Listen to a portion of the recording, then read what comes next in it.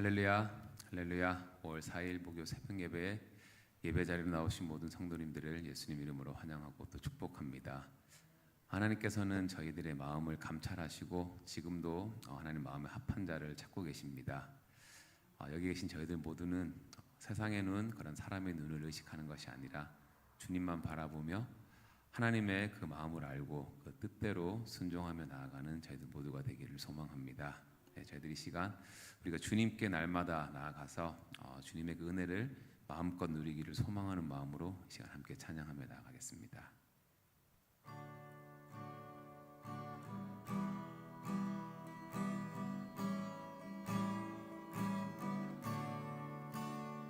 너 예수께 조용히 나가, 너 예수께 조용히 나가, 내 모든 짐 내려놓고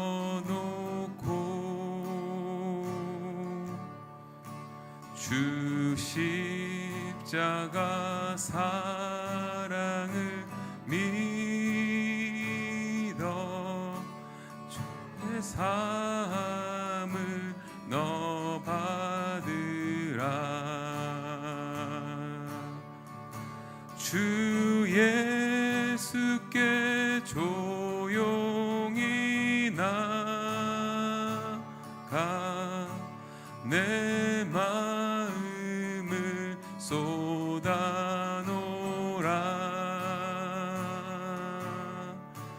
늘은 미리 보시는 주님, 그는 은혜를 베푸시리.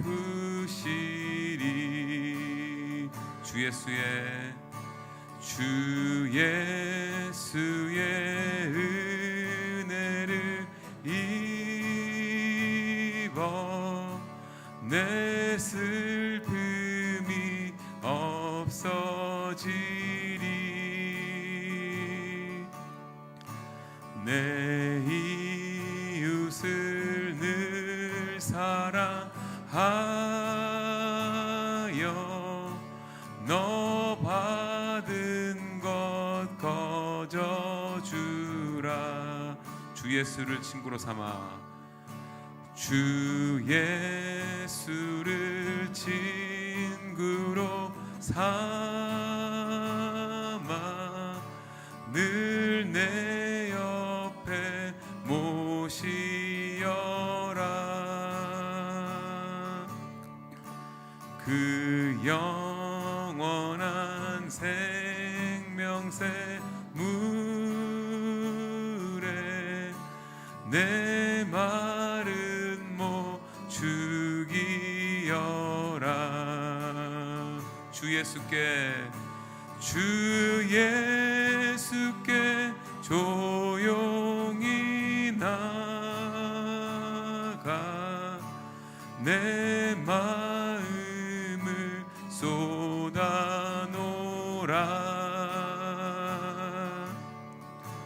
늘은 미리 보시는 주님, 그는 은혜를 베푸시리. 너 주님과 사귀어, 너 주님과 사귀어 살며 새 생명이 넘치리라.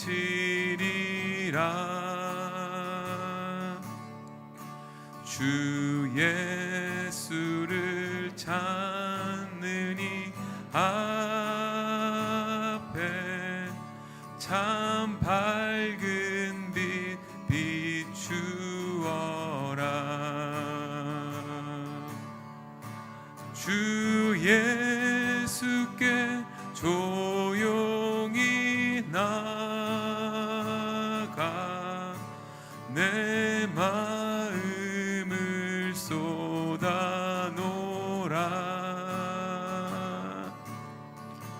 늘은 미리 보시는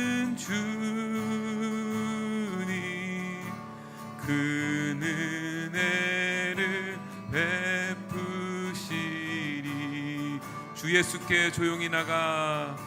주 예수께 조용히 나가 내 마음을 쏟아놓으라.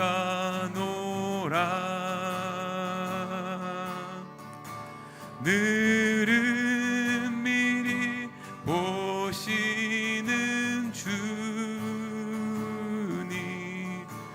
그 은혜를 베푸시리.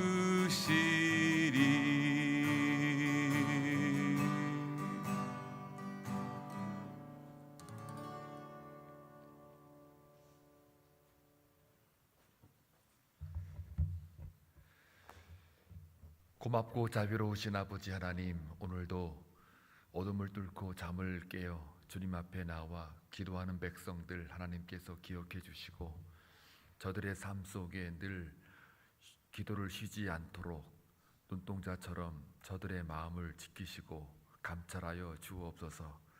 오늘 김상현 목사님 수술을 받는 날입니다. 하나님, 그동안 성도들이 함께 주를 사랑하는 마음을 가지고 믿음을 가지고 기도하였습니다. 오늘 의사의 손을 붙잡아 주셔서 한치의 오차 없이 실수 없이 모든 암을 제거할 수 있도록 하나님께서 함께 하여 주시기를 원합니다. 직접 집도하여 주시고 손길 하나하나 하나님께서 기억하셔서 모든 걸 다 마친 후에 하나님의 은혜만 넘칠 수 있도록 그 고백이 간증이 나오기를 원합니다. 또한 우리 김진원 집사 그리고 우리 권혁주 장로님 하나님께서 함께 동행하셔서 동일한 은혜를 부어주시고 그 일정대로 차질 없이 잘 진행될 수 있도록 주께서 역사하여 주옵소서. 하나님의 살아계심을 보기를 원합니다. 하나님의 돕는 은혜를 경험하기를 원합니다. 하나님의 살아계심을 다시 한번 고백하기를 원합니다. 사랑하는 교우들, 중보할 때에 함께 하나님의 역사하심과 일하심을 경험하게 하여 주옵소서. 서봉란 권사님, 김광우 집사님 올려드리오니 동일한 은혜를 부어주시고 이제 육신의 약함 때문에 시험 들지 않도록 끝까지 믿음을 지키게 하시고 오랜 세월 동안 잘 견디어 왔습니다. 하나님, 온전한 회복을 이루어 주옵소서. 또한 이렇게 기도로 나온 주의 백성들 각자의 기도하는 제목들이 있을 것입니다. 그 제목들로 말미암아 근심과 걱정이 쌓이는 것이 아니라 하나님의 은혜와 사랑이 쌓일 수 있도록 도와주시옵소서. 오늘도 주의 말씀을 통하여 깨닫기를 원합니다. 주의 은혜만 넘치게 하옵소서. 예수님의 이름으로 기도하옵나이다. 아멘. 하나님 말씀 보시겠습니다. 사무엘하 14장입니다. 1절에서 11절까지 함께 교독할 때에 주의 음성을 들을 수 있기를 바랍니다. 수리아의 아들 요압이 왕의 마음이 압살롬에게로 향하는 줄 알고 드고아의 사람을 보내 거기서 지혜로운 여인 하나를 데려다가 그에게 이르되 청하건대 너는 상주가 된 것처럼 상복을 입고 기름을 바르지 말고 죽은 사람을 위하여 오래 슬퍼하는 여인 같이 하고. 드고와 여인이 왕께 아랠 때에 얼굴을 땅에 대고 엎드려 이르되 왕이여 도우소서 하니 왕이 그에게 이르되 무슨 일이냐 하니라. 대답하되 나는 진정으로 과부니이다. 남편은 죽고. 이 여종에게 아들 둘이 있더니 그들이 들에서 싸우나 그들을 말리는 사람이 아무도 없으므로 한 아이가 다른 아이를 쳐 죽인지라. 온 족속이 일어나서 당신의 여종 나를 핍박하여 말하기를 그의 동생을 쳐 죽인 자를 내놓으라. 우리가 그의 동생 죽인 죄를 갚아 그를 죽여 상속자 될 것까지 끊겠노라 하오니 그러한즉 그들이 내게 남아있는 숯불을 꺼서 내 남편의 이름과 씨를 세상에 남겨두지 아니하겠다. 왕이 여인에게 이르되 내 집으로 가라. 내가 너를 위하여 명령을 내리라 하는지라. 왕이 이르되 누구든지 내게 말하는 자를 내게로 데려오라. 그가 다시는 너를 건드리지도 못하리라 하니라. 여인이 이르되 청하건대 왕은 왕의 하나님 여호와를 기억하사 원수 갚는 자가 더 죽이지 못하게 하옵소서. 내 아들을 죽일까 두렵나이다 하니 왕이 이르되 여호와께서 살아계심을 두고 맹세하노니 내 아들의 머리카락 하나도 땅에 떨어지지 아니하리라 하니라. 아멘. 오늘 말씀을 보니까 요압이 등장합니다. 이 요압 등장하는 이유가 우리가 오늘 본문을 읽었던 것처럼 이 다윗의 마음을 헤아렸다는 것인데, 그 헤아림이 좋은 뜻이지만 그러나 이 동기가 좀 잘못된 것 같습니다. 요압은 압살롬의 그 상황과 다윗의 상황을 화해시키려고 이 겉보기에는 굉장히 멋져 보이는 그런 화해자 역할을 하려고 하는 것 같은데, 그러나 이 동기가 분명히 잘못된 것만은 틀림이 없습니다. 왜냐하면 방법이 또 틀리거든요. 그 드고와 여인을 시켜가지고 상복 입게 하고 초췌한 모습으로 가서 다윗을 만나라. 그래서 네 두 아들이 있는데 하나는 큰형이 작은 애를 죽였다.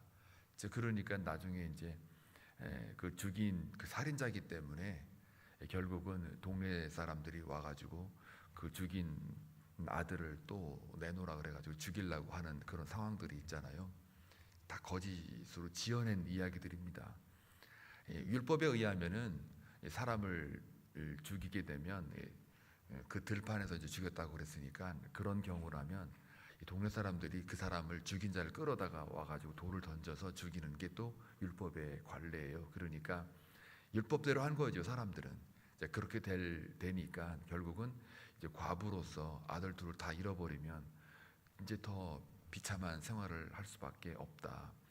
이거에 대해서 이제 호소하면 이제 분명히 이제 그 뜻이 무엇인지를 알겠죠. 압살롬이 이제 그런 처지가 아니겠느냐라는 입장에서 다윗에게 호소하는 겁니다. 겉보기에는 이제 아버지의 그 정을 압살롬이 이제 헤아렸다고 1절에 나와 있지 않습니까?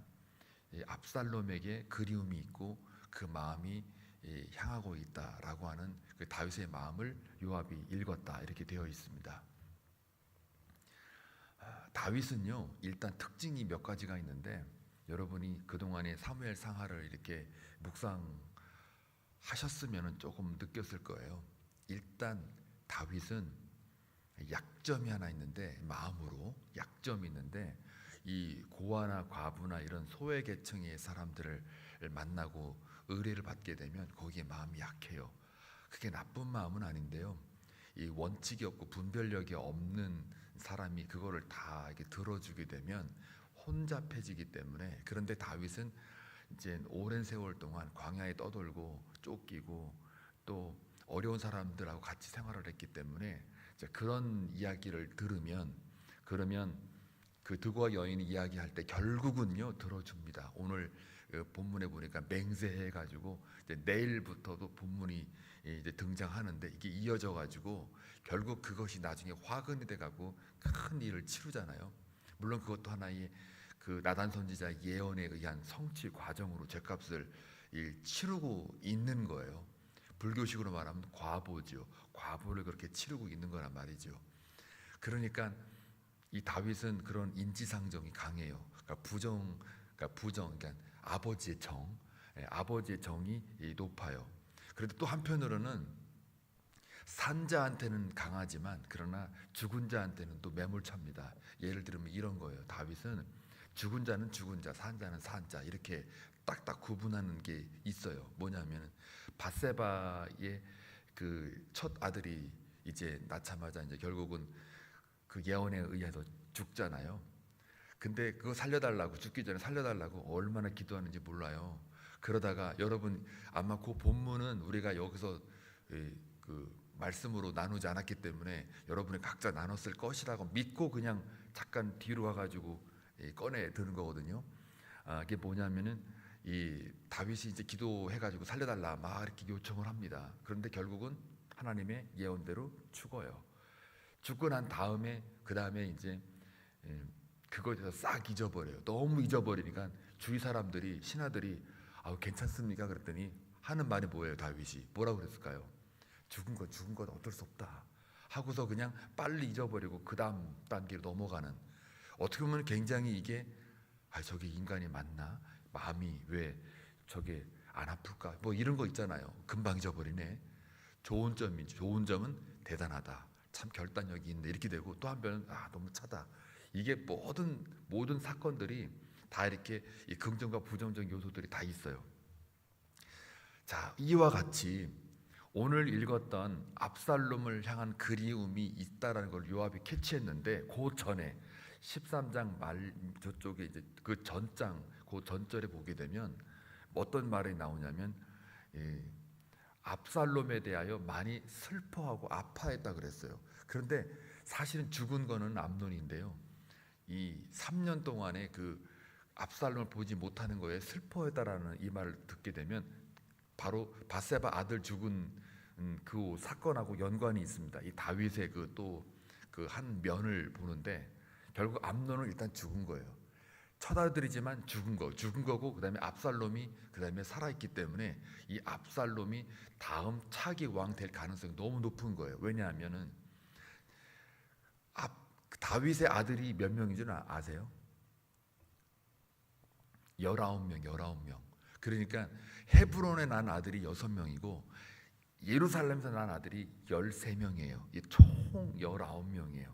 여자들도 꽤 많고요. 그런데 헤브론에 난 아들 중에 이제 서열 1위가 암논, 그 다음에 2위가 길르앗, 그 다음에 압살롬, 그 다음에 아도니아예요. 하기스의 아들 아도니아. 이게 5, 6대 이렇게 쭉 나오는데, 이건 헤브론에 낳은 아들이고 좀 다 장성했고, 그 다음에 예루살렘에 낳은 아들이 13명인데 거기 나이가 다 어려요.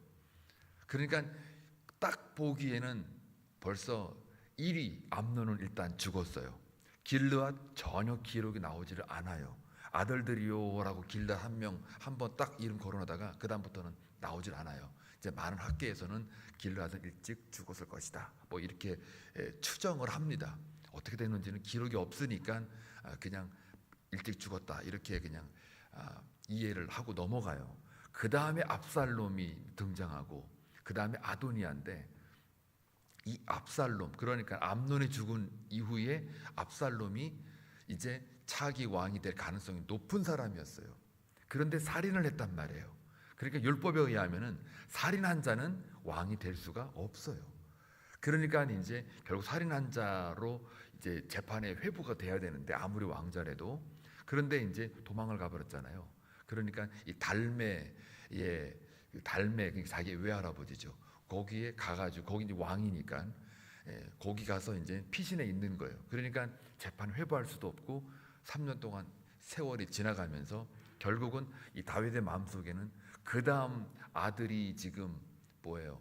압살롬이고 왕이 될 사람인데, 지금 살인자가 됐으니까 불러들이지도 못하겠고 왕으로 세우지도 못하겠고, 그러나 또 한편으로는 이게 압살롬이 지금 왕이 될 수도 있는데라는 어떤 여러 가지 복합적인 마음이 있는 거예요.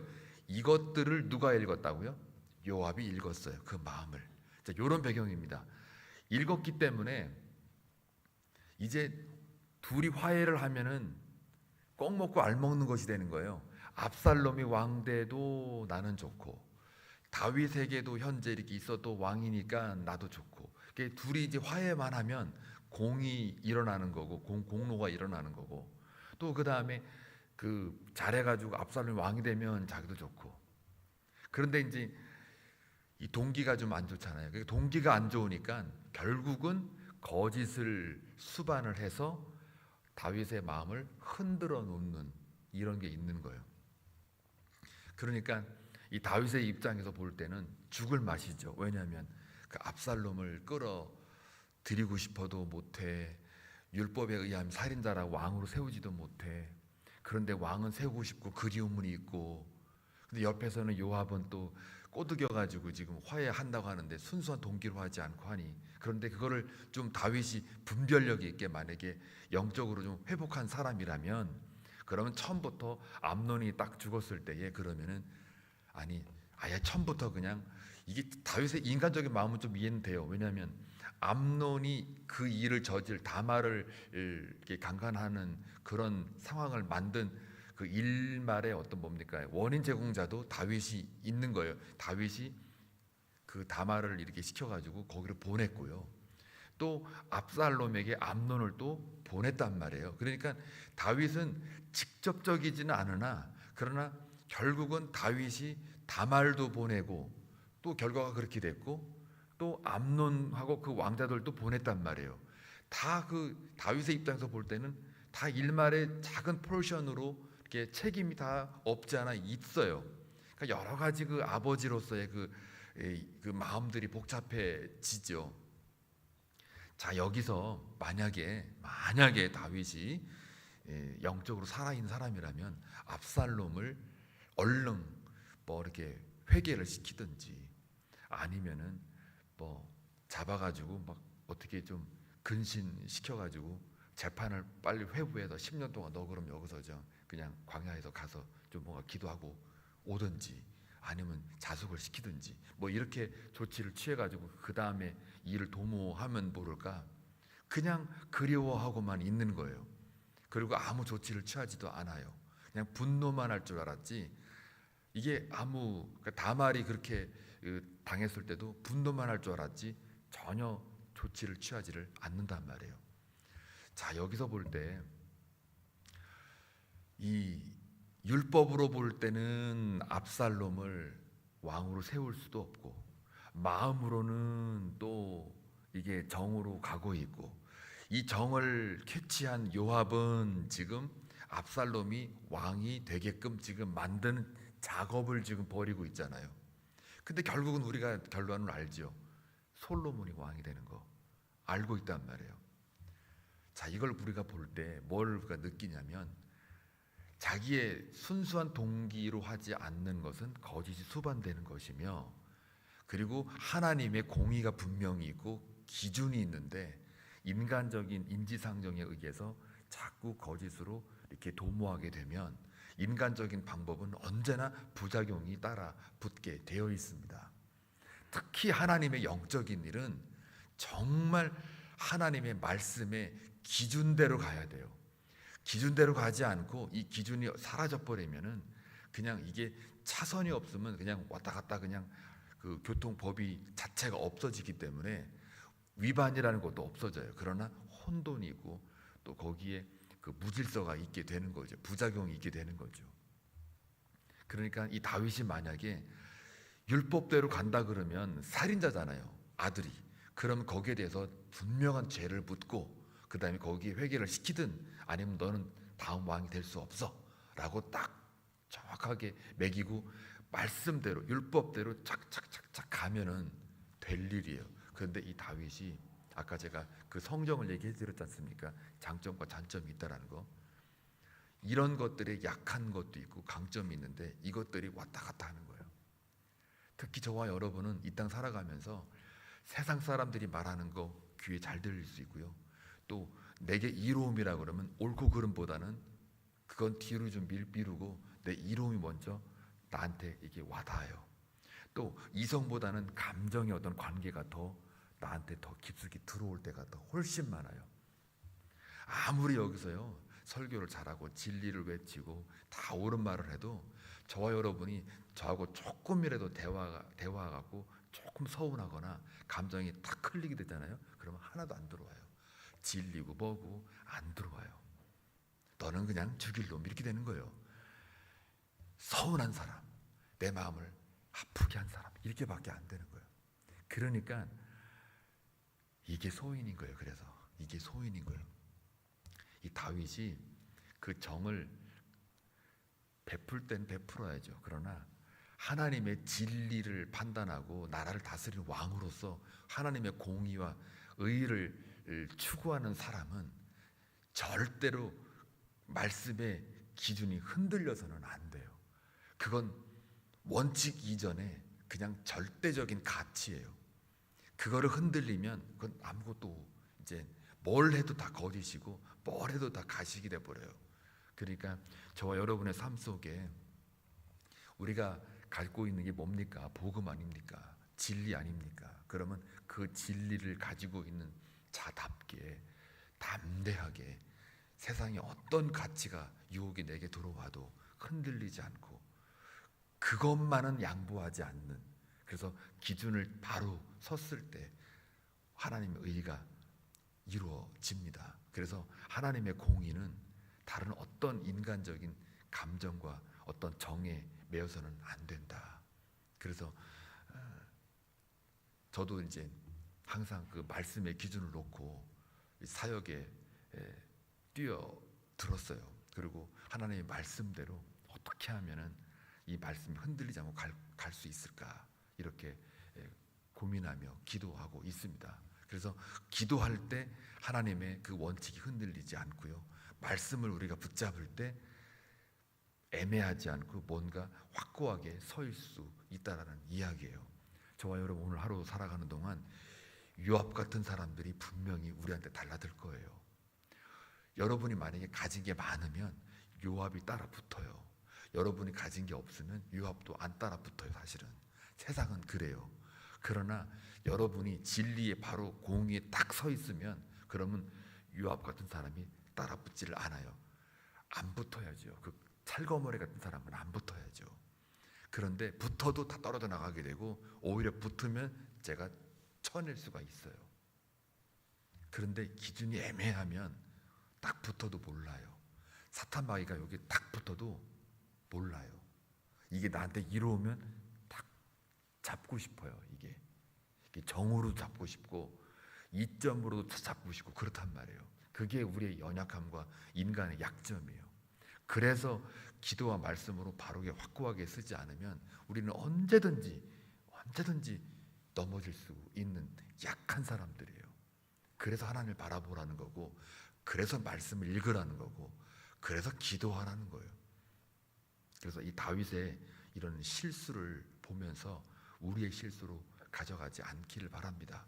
오늘 하루 살아가는 동안 여러분들의 삶 속에 인간적인 방법으로 하지 않고 하나님의 말씀의 기준으로 똑바로 서서 진리 가운데 여러분 삶에 승리하는 멋진 인생 계속해서 살아가길 주의 이름으로 축원합니다.